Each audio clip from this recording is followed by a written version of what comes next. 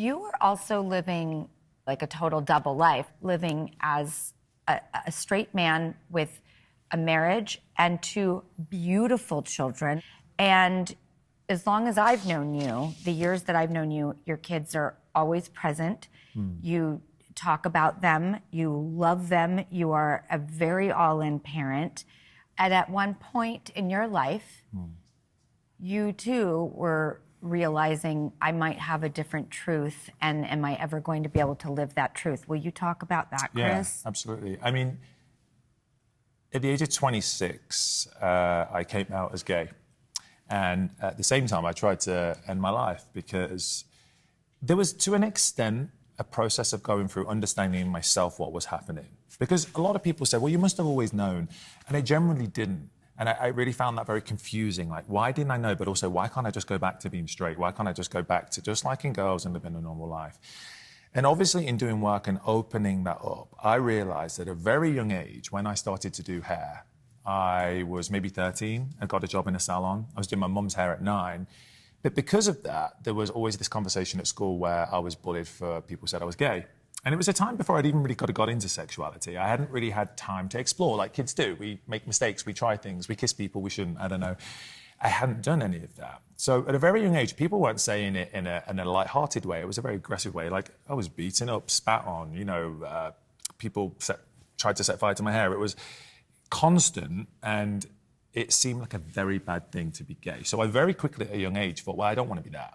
That's definitely not something that I want to be, so I'm going to show everyone I'm not gay. I was also dyslexic at school, which is kind of fun that now I brought out this book, because that was a personal journey, but we'll get into that another time. But I was told at school I was stupid a lot, because I guess, back then you learned a certain way, and if you didn't, you were classed as stupid. I mean, I was put in the special needs class. It's quite a title. So I got very focused and very fixated on doing what society told me to do, to be normal, what was okay. And I got so headstrong on proving everyone wrong. I realized at that age, at 26, when I came out, that I'd been trying to prove everyone wrong, but really what I did is just abandon myself at that young age. At that young age of 10, I left myself, and I didn't let myself develop. I didn't let myself learn and grow. I did what society told me to do, what people around me told me to do. I let my roots define me. I was fully convinced, but until, I guess, if you think about what I do for a job, I make people look and feel great. It's like a superpower. I love it. And that's what you started doing with your mom at 9 years old. At 9 years old, I was like, look in the mirror, Mum, see yourself. Let me see the better version of you. And I realized I'd spent my whole life making people look and feel great. Look in the mirror. I just never looked at myself because that was too scary to do. Well, thank God that you are, because it is going to resonate with so many people. Yeah.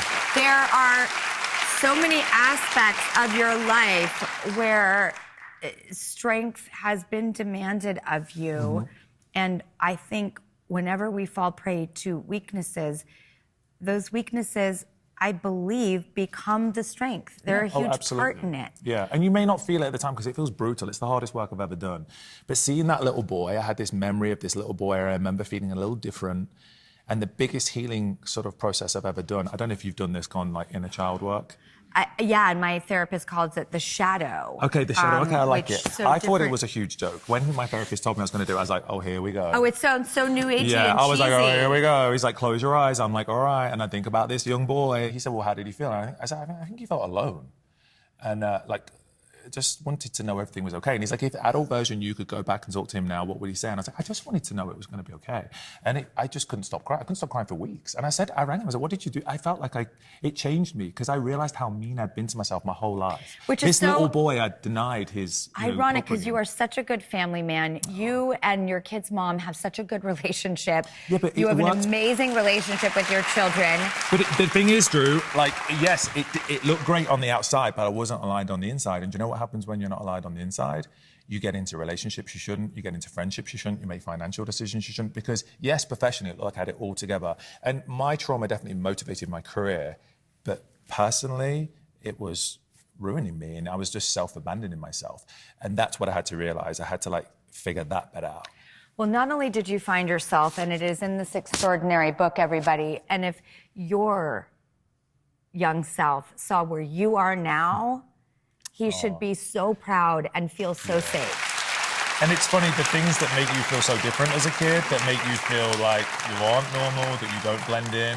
I wish I knew that maybe one day that would be my superpower. Well, guess what? What? It is now, and now you can prove it. Totally. Well, you know, I saw it when people sat in my chair. When people sit in a stylist, we all know that the stylist is like your therapist, right? Oh, Do my you guys God. agree? We just start talking. What happens? You guys just open up. I tell you for why you guys open up. Do you want to know why? Why? You look in the mirror maybe 10, 15 times a day. Yeah, maybe I look 20. I don't know. Sometimes I glance a bit more. But there's rarely a time you stop and really see yourself and really look. You know, we just see that thing reflecting back. When you sit in that salon chair, and I write about this in the book, there's a chapter called The Hater. You sit down in the chair, most women or guys sit there and like, is the lighting bad in?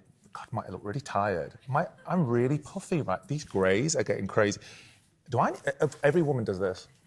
Does anyone do this?